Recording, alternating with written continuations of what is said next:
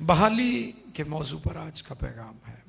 खुदा की बंदी को थोड़ा प्रॉब्लम हुआ है गले का, ये सब का, ये आजकल वेदर की वजह से, और इन दिनों बारिश का भी प्रोडिक्शन है कि बारिश होगी। चलें, खुदा का शुक्र है सारी बातों के लिए। यिर्मयाह 29वां बाब है, यिर्मयाह चैप्टर 29, शहरों की बहाली के लिए दुआ। इसका पूरा पैसेज पहली आयत से 14 तक है, लेकिन हम सिर्फ 7वीं आयत को पढ़ेंगे। लेकिन आप नोट कर लें, घरों में जाकर आप तिलावत कर सकते हैं। यिर्मयाह 29वां बाब पहली से 14 आयत तक पूरा पैसेज है, लेकिन हम 7वीं आयत को तिलावत करेंगे। जी भाई जी, कलाम खुदा में लिखा है, और उस शहर की खैर मनाओ। हाँ जी, और उस शहर की खैर मनाओ जिसमें मैंने तुमको असीर करवा कर भेजा है, और उसके लिए खुदावंद से दुआ करो, क्योंकि उसकी सलामती में तुम्हारी सलामती होगी। मुकद्दस कलाम के पढ़े, सुने, समझे और कबूल किए जाने पर खुदावंद की बरकत सबके आमीन। शहरों की बहाली के लिए, सलामती के लिए, खैरियत के लिए दुआ, इसकी बड़ी जरूरत है। दुआया खिदमत को समझना बहुत जरूरी है। ये एक मिनिस्ट्री है। जो दुआया खिदमत है, ये एक बाकायदा मिनिस्ट्री है, और हमें अपनी कलीसियाओं में दुआया लीडर मुकर्रर करने चाहिए जो दुआ को लीड कर सकें। दुआया ग्रुप्स बनाने चाहिए हमें। अभी सुनील दुआ कर रहे थे, प्रोफेटिक प्रेयर थी कि मजहबों को, दुआया मजहबे बहाल होने चाहिए। खुदा बहाल करना चाहता है आपकी दुआ को, आपकी मैरिज को, आपके फिनांस को, आपके बिजनेस को, आपकी मिनिस्ट्री को, आपकी लाइफ के हर एरिया को खुदा बहाल करना चाहता है। दुआया खिदमत, इसके लिए बाइबल से वाकिफ होना बहुत जरूरी है, क्योंकि आपने लोगों की दुआएं अजीब व गरीब सुनी है। अजीब अजीब दुआएं करते हैं लोग, और फिर दुआ क्या करनी, खुदा नूं दसी जान के, जो मैं कह रहा कर दे, खुदा ताड़ी मर्जी ना थोड़ी चलता है। ते बड़े फखर ना कहते, मैं गिरजे भी कदी नहीं गया, खुदा भी मेरी सुनता। और बई वो तो इसलिए सुनता तू गिरजे आ जावे, तू तौबा कर लवे, तू बंदा बन जावे, तेनू अकल आ जावे ना। रहम करदा ही है ना लोगों पे कि ठीक हो जाए बंदा। तो वो इसे गल च तुरया फिरदा है कि जी मैं गिरजे भी नहीं जानता, मैं बाइबल भी नहीं पढ़ता, मैं दाई अक्की भी नहीं दिंदा, फिर भी मेरी सुनी जानता। खुदा सुनता है, खुदा मौका देता है। योद्धा को भी मौका दे रहा था। कभी इशारतन तुम में से एक है, वो आपस में मशवरे करन, कौन होगा, कौन है। तो इसलिए हमें याद रखना है कि जो लोग बाइबल पढ़ते हैं वो दुआ की खिदमत कर सकते हैं। उन्हें अंडरस्टैंडिंग है कि ये मिनिस्ट्री क्या है, दुआया खिदमत कैसी है, कैसे लीड किया जाता है। दुआ का पैटर्न, इस पर मैंने बताया था कि एक सर्कल वाली दुआ होती है, हम उसमें रहकर फिर करते हैं, ठीक है, जिसकी तरतीब आपको दी जाती है। फिर कुछ ऐसी होती हैं जो रूह में दुआएं होती हैं, उसका कोई सर्कल नहीं होता। हमने दोनों तरह से करना है, दोनों तरह से हमारी दुआ होनी चाहिए। जैसे पॉइंट्स बना लिए जाते हैं, ठीक है, बल्कि मैं चाहता हूं कि चर्चेस के अंदर नक्शा लगाया जाए, शहरों के नाम लिखे जाएं। चर्च को संजीदा होने की जरूरत है, क्योंकि जमीन पर चर्च खुदा का नुमाइंदा है, दुनिया और हुकूमतें खुदा के नुमाइंदे नहीं है, ठीक है। जमीन पर जो खुदा की तरफ से नुमाइंदा है वो चर्च है। दुनिया रिस्पॉन्सिबल नहीं है, खुदा को जवाब देने के लिए वो रिस्पॉन्सिबल नहीं है, हम रिस्पॉन्सिबल हैं। और चर्च के अंदर मैप होना चाहिए ताकि आप शहरों के लिए दुआ करें। हम दूसरे शहरों को फतह करना चाहते हैं पास्टर्स, लेकिन सबसे पहले आप अपने शहर को फतह करें। जो पास्टर अपने शहर में कामयाब हो गया वो दूसरे शहरों में भी कामयाब हो जाएगा। जो शहर जो पास्टर शहर जीत लेगा वो मुल्क भी जीत सकता है और मुल्कों को भी जीत सकता है। और अगर आपके वसीला से आपके अपने इलाके में रिवाइवल ना आई तो आपके वसीला से कहीं भी रिवाइवल नहीं आएगी। मैं खबरदार कर रहा हूं आपको। शहरों के लिए दुआ। पैगाम क्या है जी? ये खत था जो लिखा गया है। यिर्मयाह ने जो खत लिखा है उसमें वो खबरदार करता है। 9वीं आयत पढ़िए जी। क्योंकि वो मेरा नाम लेकर तुमसे झूठी नबूवत करते हैं, मैंने उनको नहीं भेजा। जी, खबरदार फरमाता है, अलर्ट किया। नबी ने उनको ये खत लिखा है, ये पैगाम दिया है। जो बाबल असीर होकर चले गए थे उसने उनको ये खत लिखा। और उस खत का मौजू क्या था? पहला पैगाम क्या था? कि ये मेरा नाम लेकर झूठी नबूवत करते हैं, झूठी तालीमात, कल्ट्स, बिद्दात। हमें इनका बड़ा सामना है। अजीबो गरीब सवालात लोग करते हैं। सर जी इसका भी बता दें, इसका भी बता दें। मैं तो कई दफा मेरे लिए मुश्किल होता है लोगों को जवाब देना। इतने ज्यादा लोगों के सवालात आते हैं, इतनी ज्यादा बिद्दात का सामना है, झूठी तालीमात का सामना है चर्च को। और ये बढ़ता जा रहा है जब से सोशल मीडिया दुनिया में आया है। डिजिटल मीडिया के जरिए से ये आम हो चुका है। ये पहला पैगाम था नबी का। खत का मौजू, पहला मौजू क्या था? झूठी तालीमात। और दूसरा पैगाम 5वीं और 6ठी आयत पढ़िए। 5वीं और 6ठी आयत जी।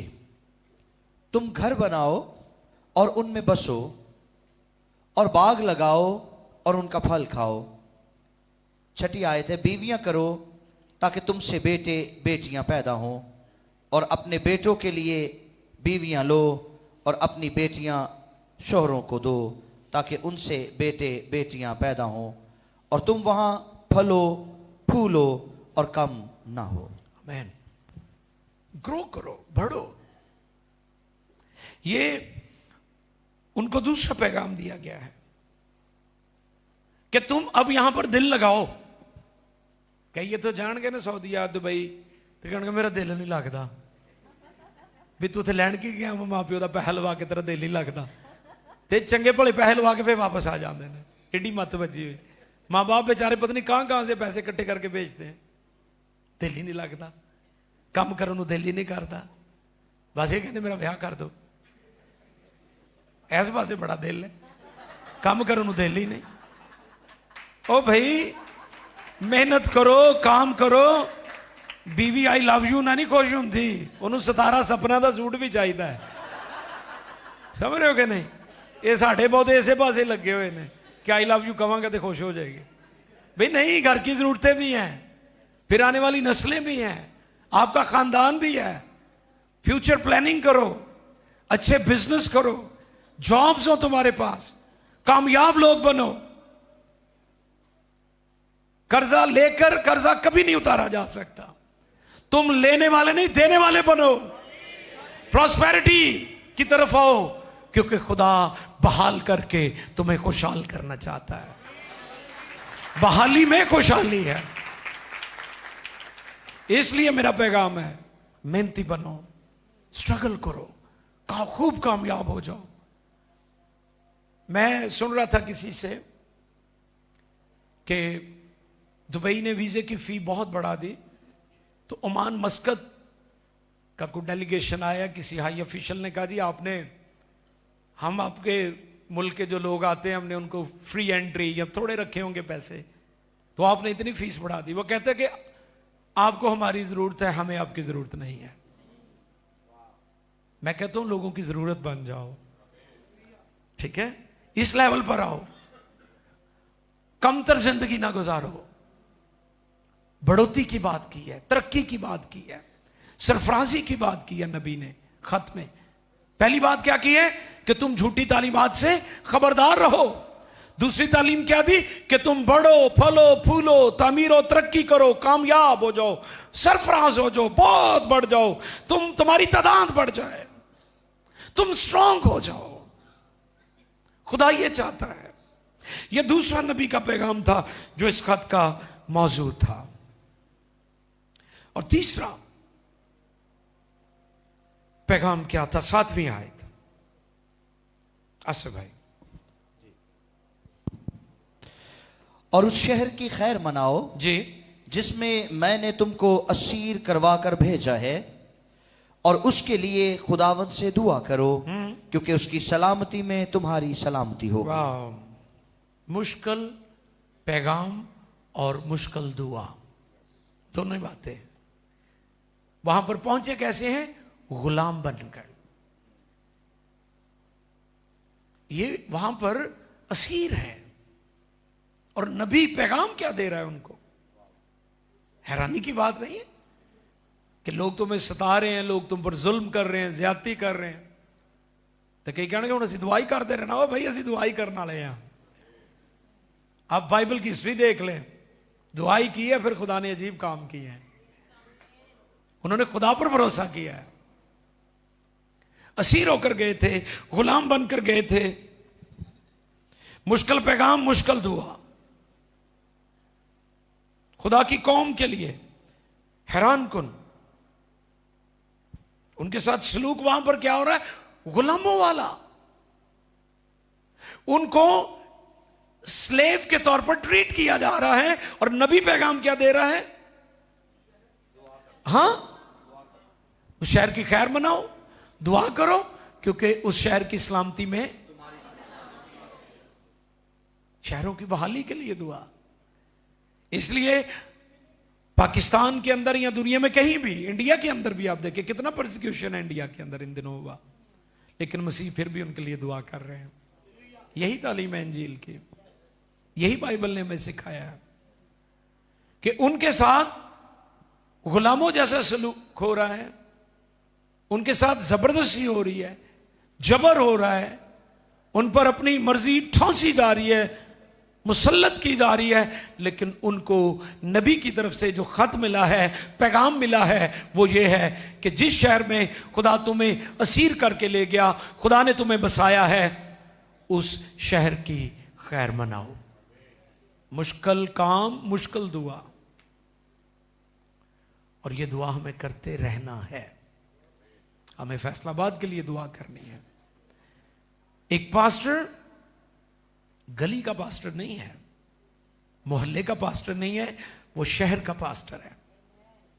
सब आसमानों को मेरा पैगाम है कि आप एक स्ट्रीट के पास्टर नहीं हैं, आप एक मोहल्ले या किसी एक हिस्से के पास्टर नहीं है, आप पूरे सिटी के पास्टर हैं। खुदा ने आपको शहरों के लिए मुकर्रर किया।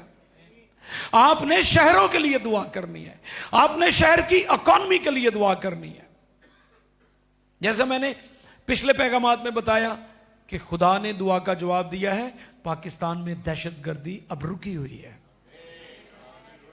हुकूमतें बहुत इकदाम करती हैं, लेकिन दहशतगर्द कोई ना कोई रास्ता ढूंढ लेते हैं। लेकिन दुआ के हथियार से दहशतगर्दी को भी रोका जा सकता है।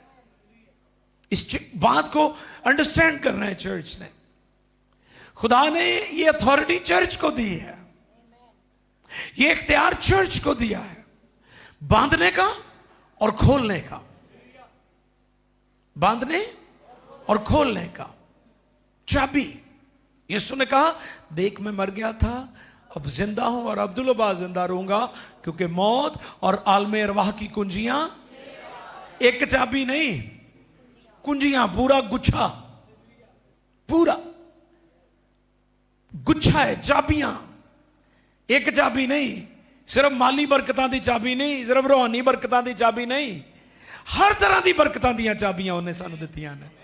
वो चाबी पहले यीशु के पास, और फिर वही अथॉरिटी उसने हमें भी दी है। पहले वो कहता मैं दुनिया का नूर, फिर वो कहता तुम दुनिया के नूर हो। हम दुनिया का नूर है, हम रोशनी है, हमारे पास अथॉरिटी है। हम शहरों के लिए दुआ करें, शहरों की इकॉनमी के लिए, शहरों में अमन और सलामती के लिए दुआ करें, शहरों की बहाली के लिए दुआ करें। यह मुश्किल काम था। कलीसिया अपनी खिदमत को पहचाने, चर्च को मजबूत होने की जरूरत है। शायद चर्चेस की तादाद बढ़ रही है, हमारे लीडर्स बहुत खुश होते हैं, कहते हैं मेरे पास इतने लोग हैं। और मैंने पहले भी बताया कि चर्च पत्थरों का ढेर नहीं बल्कि खालिस सोना है। एक साइड ते सोना रख लो तो एक साइड ते तुसी पत्थर इकट्ठे कर लो, कहो जी मेरे को पत्थर बड़े ने। पत्थरों की वैल्यू नहीं है, सोने की वैल्यू है। आमीन। चर्च खालिस सोना है। और मैंने वो खालिस के ताल्लुक से पैगाम भी दिया ना कि उसने खालिस इतर, जटामासी का खालिस इतर, फिर जैतून का मैंने जिक्र किया, जैतून का खालिस तेल, ठीक है। फिर और क्या था जी आसिफ भाई उसमें, मुकद्दस मूसा के टाइम खालिस सोना, खालिस तेल, खालिस सोना, खालिस इतर। पैगाम यह था कि जब भी दो खालिस दो, खोट नहीं होना चाहिए। आपकी इबादत में, आपकी नीयत में, आपके रवैयों में खालिस होने चाहिए। और जो रवैये, जो इबादतें खालिस होती हैं वही खुदा को पसंद आती हैं। इसलिए कलीसिया अपनी खिदमत को पहचाने। चर्च तादाद बढ़ रही है, स्पिरिचुअल मैच्योरिटी नहीं आ रही। हमें रूहानी तौर पर मैच्योर लोगों की जरूरत है। पाकिस्तानी चर्च भी न्यू बॉर्न चर्च नहीं है, ठीक है। बड़े बड़े क्रूसेड्स में हम देखते हैं तौबा के लिए सारे इकट्ठे खड़े हो जाते हैं, क्योंकि स्पिरिचुअल मैच्योरिटी नहीं आ रही। चर्च को मैच्योर होने की जरूरत है। चर्च को सिर्फ अब दुआ करवानी नहीं है, दुआ करने वाला बनने की जरूरत है। आपकी जिंदगी में तब्दीली क्यों नहीं आ रही? क्योंकि आप अभी तक दुआ करवाने वाले हैं, दुआ करने वाले नहीं हैं। चर्च तब्दील करने से हालात नहीं तब्दील होंगे, जब तक आप तब्दील नहीं होंगे हालात कभी तब्दील नहीं होंगे। तो इसलिए चर्च अपनी खिदमत को पहचाने, यह बड़ा जरूरी है।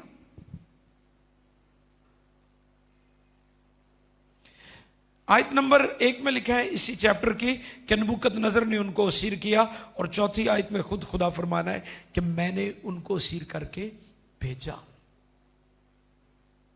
गौर कीजिए,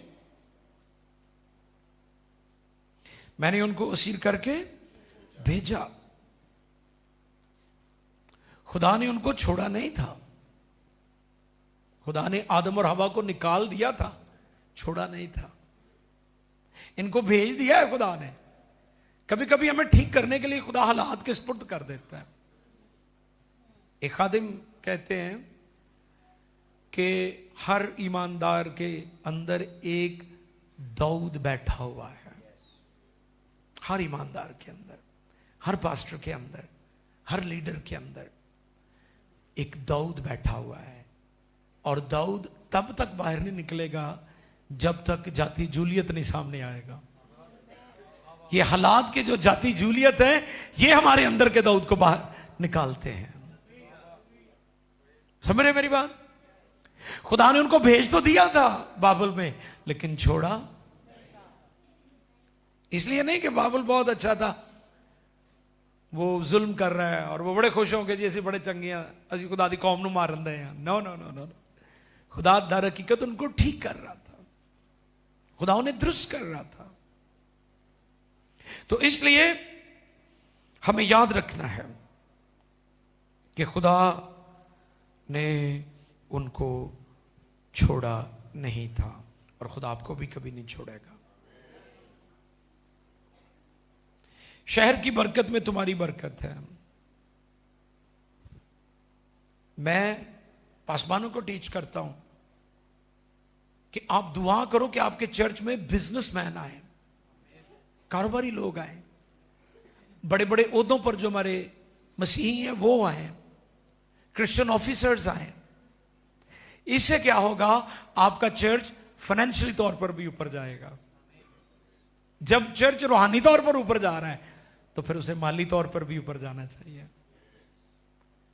मैंने कल भी बताया था कि जनरॉसिटी सखावत, लोगों की मदद करना, बेवाओं को, यतीमों को खाना देना, जरूरतें, ये चर्च ने दुनिया को बताया है।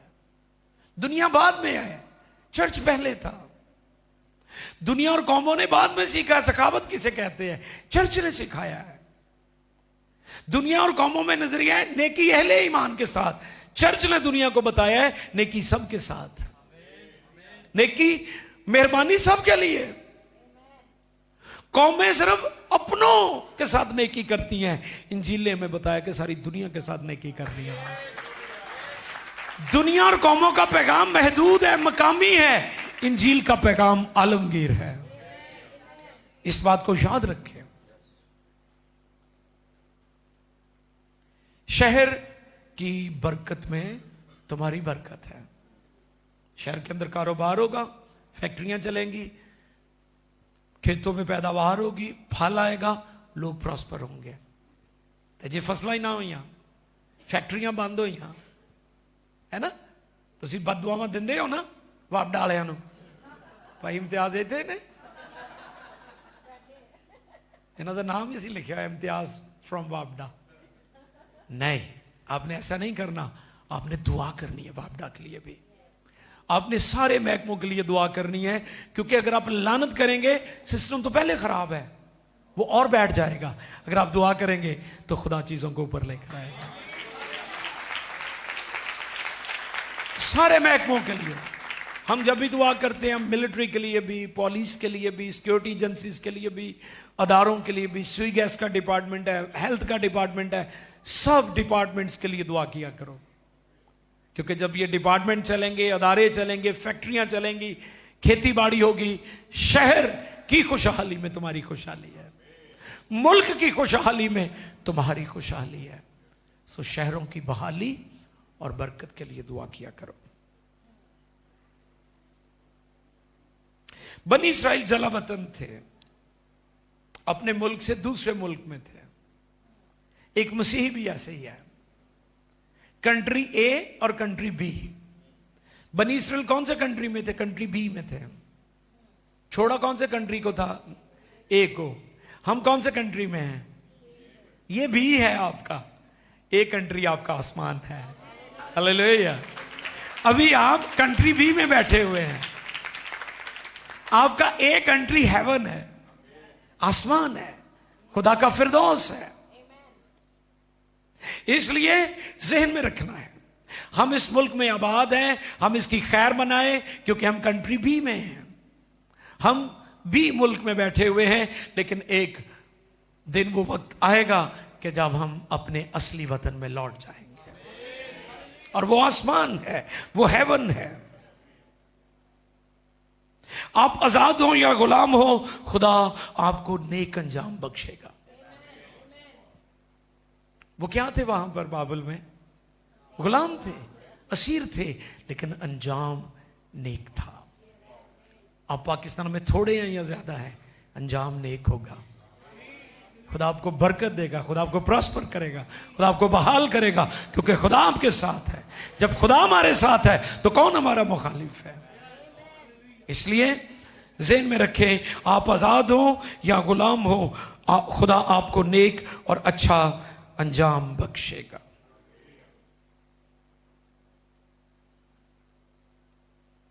देखिए जरा, हमने बात की कंट्री ए और कंट्री बी की। फिलिपियों 3 बाब की 20वीं आयत, फिलिपियों 3 बाब 20वीं आयत जी।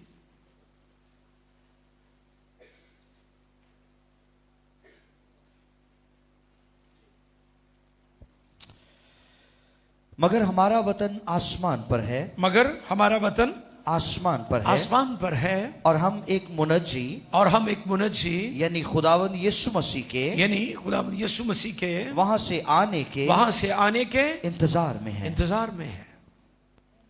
कंट्री ए, कंट्री बी में हम रह रहे हैं। आपका कंट्री बी कोई भी हो सकता है, पाकिस्तान हो सकता है, अमेरिका हो सकता है, यूरोप हो सकता है, दुनिया का कोई भी मुल्क, ये कंट्री बी है। लेकिन हमारा कंट्री ए जो है वो आसमान है, खुदा की बादशाहत, किंगडम ऑफ गॉड, जहां हम अब्दियत के लिए हमेशा हमेशा अपने खुदा के साथ रहेंगे।